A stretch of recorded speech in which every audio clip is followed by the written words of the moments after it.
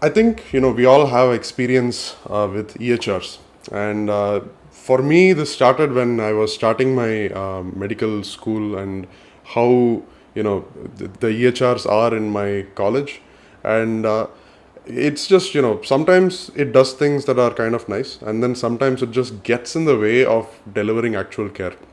And as a doctor, sometimes you're just, tired of the amount of clicks that you have to go through before you actually start, treating a patient, right?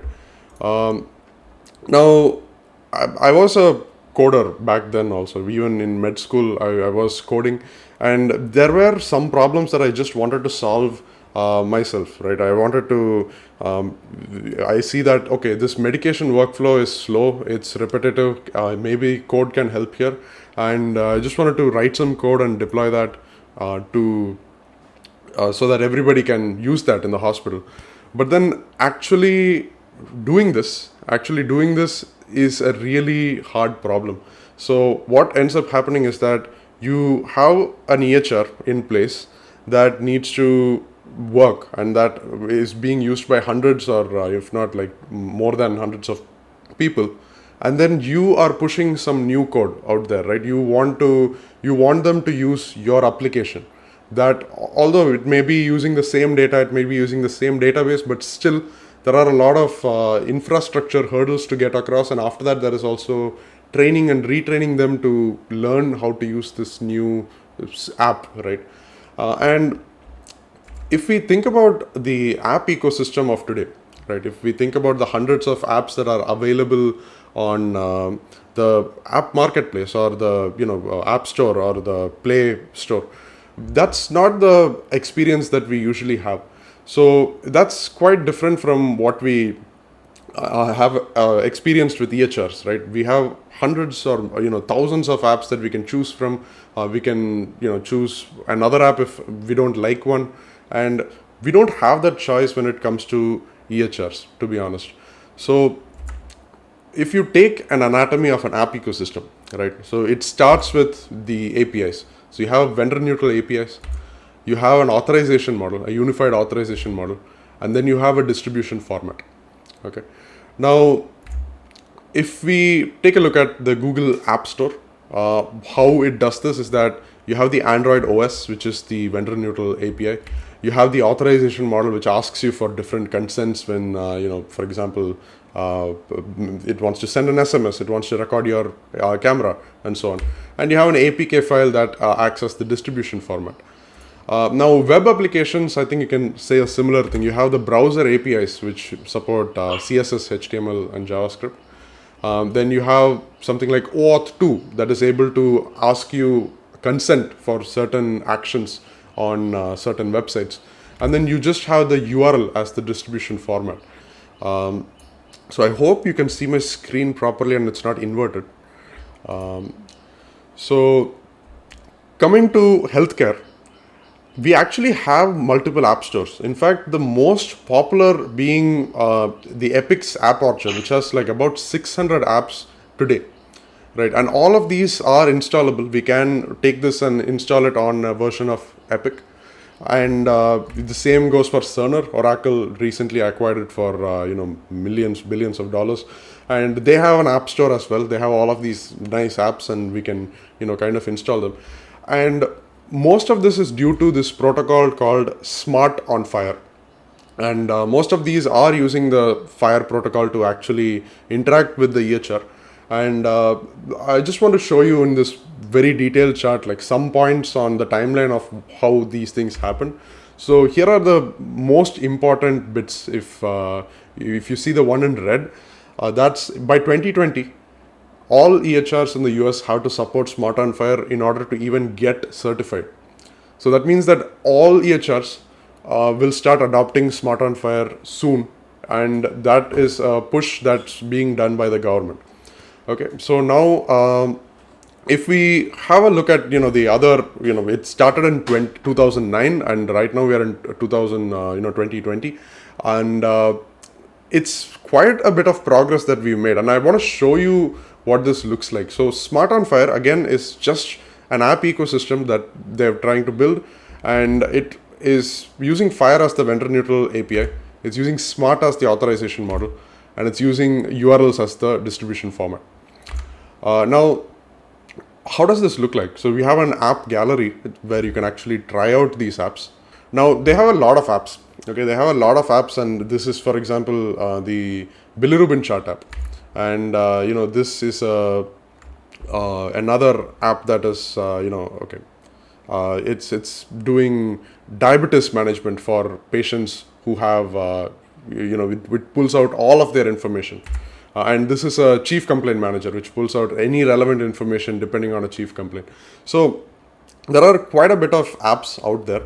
And let me just quickly show you how these look like. So I'll just show you a video quickly. This is an app that does remote patient monitoring. Okay, so you just go to their website, click on this try button, and you're able to select a patient, and immediately you're brought into this dashboard with all of the different data points. Okay, I just recorded this yesterday, and it's all live. All of the code is available, and most of them on the app gallery are also open source. All right, so if we look at another launch method, they also have this EHR launch method wherein you launch from within an EHR. So you have the growth chart app, for example. So you can actually copy the link and you can figure out what the launch URL is, and you can come and launch this.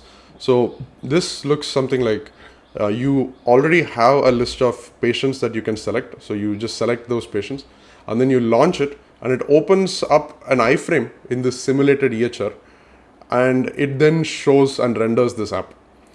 And this, in fact, I think makes a huge difference when being run from within the EHR. So you already have an EHR going and you already have a patient selected, and being able to view these different applications within an EHR makes a huge difference in the things that a practitioner can do, and they are enabled and they are able to deliver better care, right? So there is always a but, and in this case, it is the fact that most of these APIs that are actually provided by FHIR are read-only, right? So at Medblocks, like, we run a consultancy for helping other people out with their applications, and the most common requirement that we get is, can you help us build a smart on FHIR application for Epic? And they always want to do something that's not supported by these APIs. So they always want to write back, problems or conditions back to the EHR. They want to write back, goals, which is again not supported sometimes and not supported in these many different APIs. So here, for example, you can read and search for an appointment, but you can't, you can't create a resource.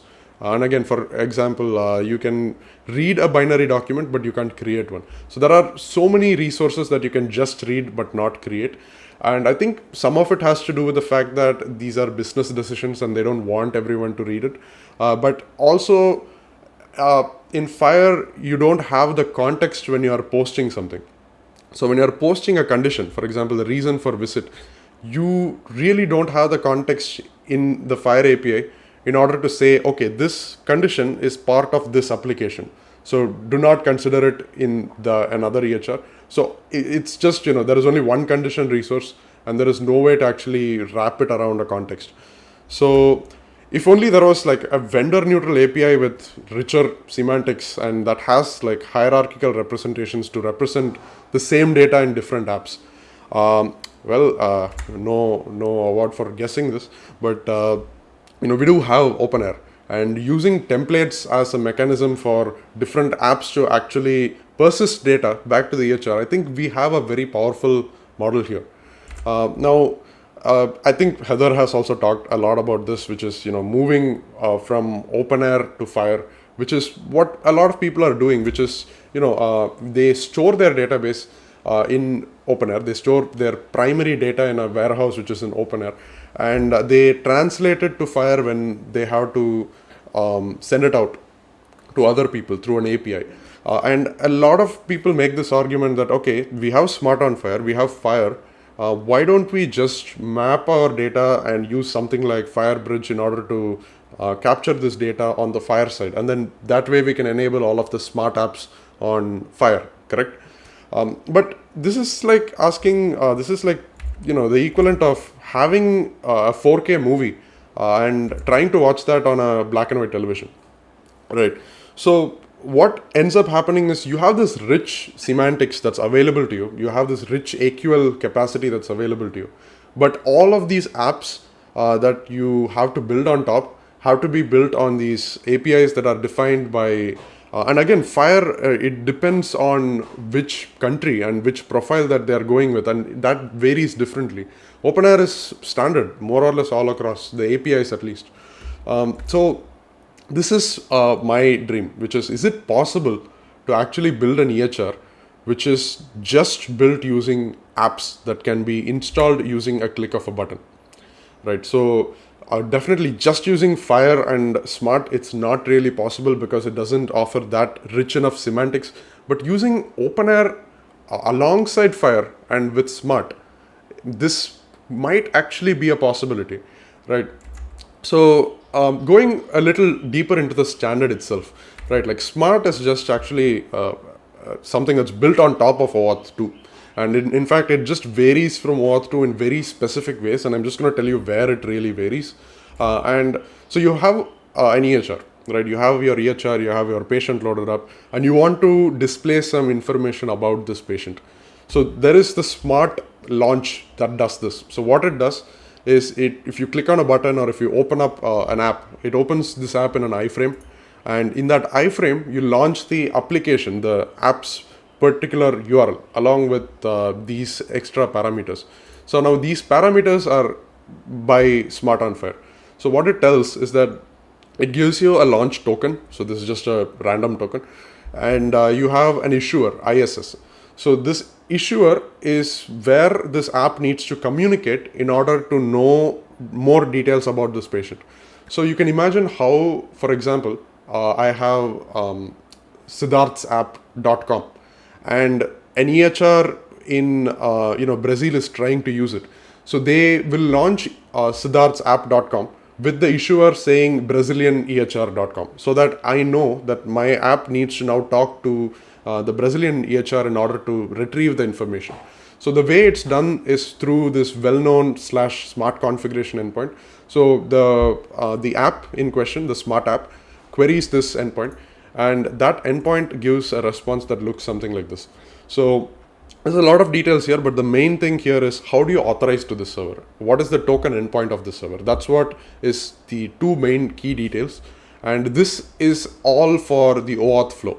So if you already know about OAuth, it looks something like this, where you log in and then an application asks for your consent for certain things, right? Like if you've seen Google Drive, for example, it'll ask you, hey, do you want to allow this application to access your Gmail, for example? So those are all OAuth flows. So using that authorization endpoint, we can actually come to this flow where you ask the practitioner, do you want to allow this app to read the patient data and read and write the patient encounter data, for example? And Smart on FHIR has actually also defined a subset of scopes that you can request. So, for example, the patient/observation means you are allowed, you can read and search on patient observation because it's .rs. And patient/star.cruds means you can do anything for this particular patient, and you can. So that way you have a predefined set of scopes. So all of these applications are using the same scopes. All right. Now, once you finish this flow and come back, you then get a code with which you can exchange a token. So you can get a token back. So now this token is the final part of the puzzle, which is once you get this token, you have this access token and you have this ID token. Now, access token is used to access these APIs. So you can use this as a bearer token in order to access the openEHR APIs or the FHIR APIs that are hosted. And you have this ID token that is actually a secure JWT, a JSON web token, which is signed, it's secure, and it has session information. But for whatever reason, the smart folks went with this idea. They thought, okay, we'll not represent the patient and the encounter inside the ID token, but we'll instead represent that outside in the token response itself. So for example, you also need to know which patient is being talked about in this particular context, right? So when they launch the patient, we have that information as well. So that gets reflected in the token. So you have the patient ID, and you have the encounter ID, and you have other things like, do you need the patient banner? Do you need to show the patient banner, or is it already rendered within the EHR? And this is being launched in an iframe. So this information, so technically it could have been in the ID token, and in fact there is this there is this whole series of issues that I see on GitHub and on other discourse forums that says, okay, I want to use this particular OAuth library. How do I put a custom response in a token? And then people are just like, no, that's not really possible. And Keycloak, same thing. Like, why do you want to do that? This is Okta, and they also have this issue with Smart on FHIR doing this thing, which is like putting things in the token. It's technically not secure to begin with, but again, it's harder to implement because you now have to proxy something and you need to intercept it there because it's not supported by default by OAuth 2. So it's almost this situation where OAuth and Keycloak and Ori are all asking, like, why can't you just be normal, and Smart on FHIR is just this. It just exists with that specification. Now, here in this case, this is actually a very vital part of how Smart on FHIR currently works, which is you have apps that are discovering the authorization server using this well-known /smart configuration endpoint, and you assume that the issuer, the URL that was given as the issuer, is actually the base FHIR server. Okay, but this assumption is not really needed because you are anyway, you have to do this discovery endpoint in order to get the authorization and token endpoint. So we thought, like, why not include other endpoints? Like, for example, why not include the openEHR endpoint? Why not include an ESIS endpoint, like for flat formats and so on? Why not include a FHIR endpoint explicitly instead of assuming that will be the base URL? So now we still have to maintain the FHIR server as the fallback on the root URL for backwards compatibility.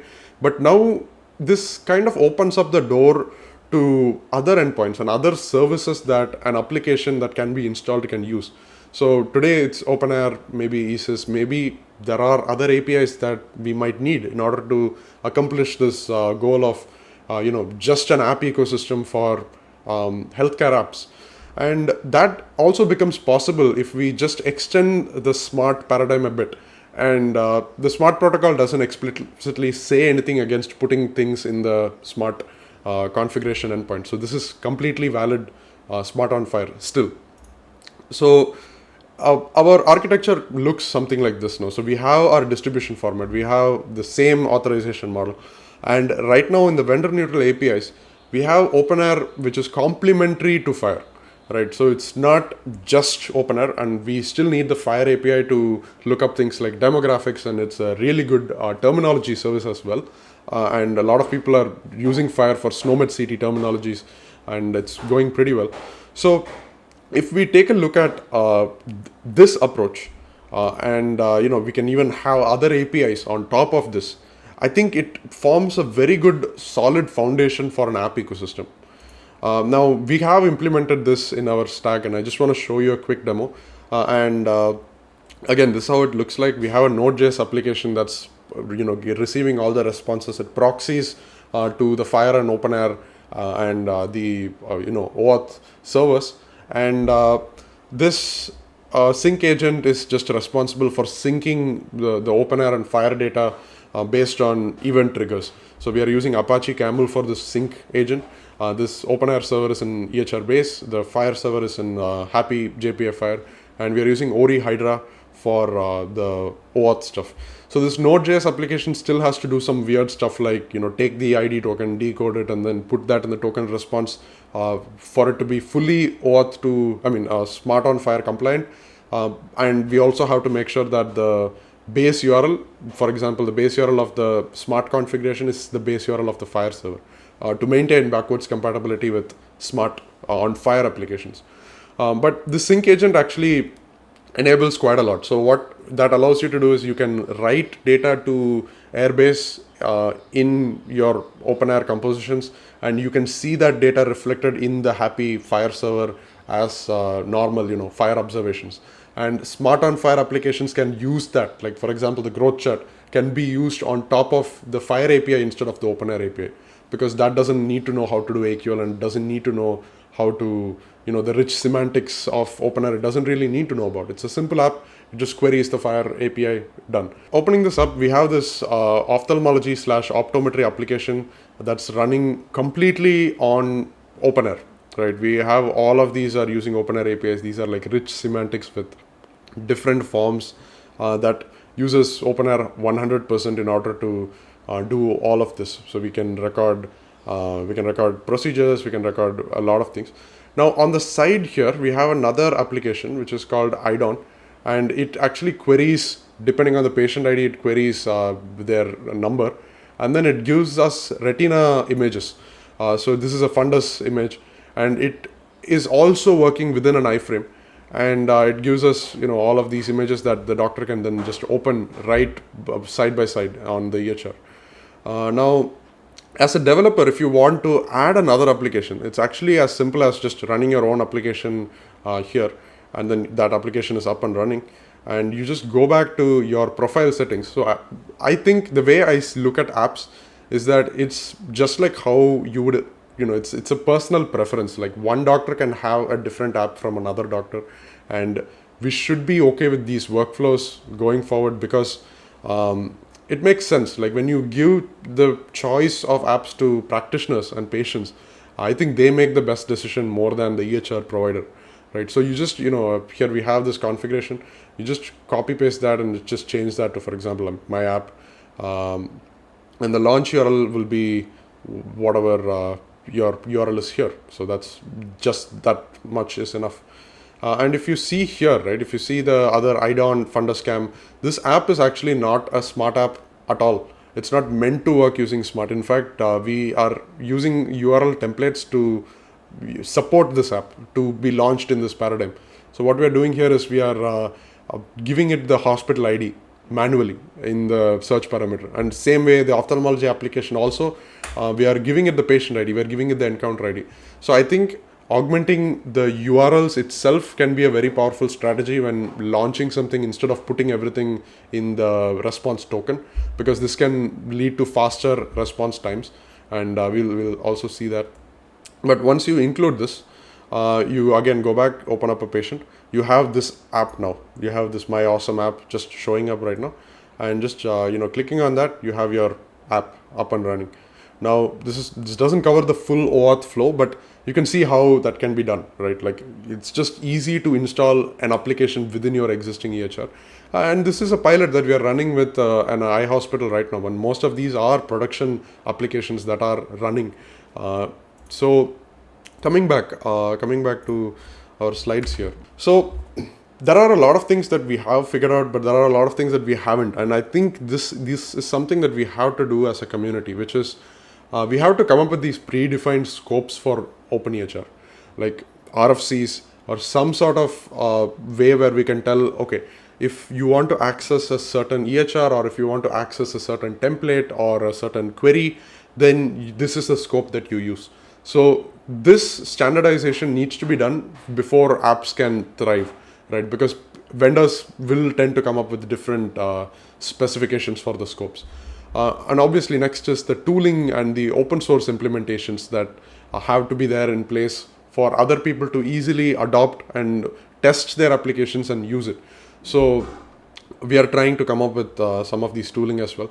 And performance optimization. So the iframe launch usually takes more time than ideal. So we are trying to optimize that as well. One idea is to actually pass in the launch context in the URL instead of the launch token. So that results in significant improvements. But above that, we still need to optimize a little bit more in the iframe. For example, when an EHR loads up the apps in an iframe, it makes more sense to load all of the apps simultaneously, parallelly. And that way you have one app that's already loaded by the time the practitioner is viewing another app. And you don't need to necessarily reload the apps every time you change a patient. You can just, you can communicate that a patient has changed by changing the URL instead. So that's a little faster.